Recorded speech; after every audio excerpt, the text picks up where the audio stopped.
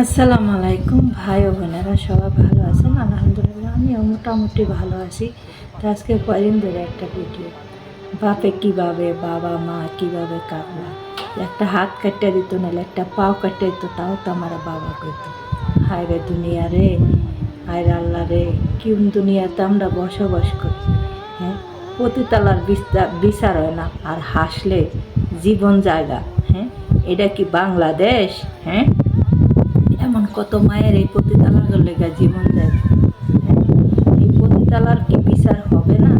আর এই পতিতালার কি কোনো বিচার দেখব না আমরা দুনিয়াতে?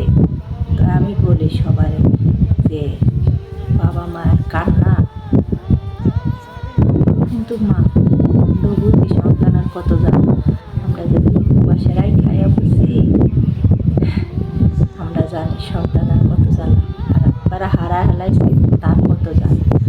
একটা কথা বলি, মানুষ হাসলে যদি মারা যায়, তাহলে এই দুনিয়াতে বসবাস না করাই ভালো।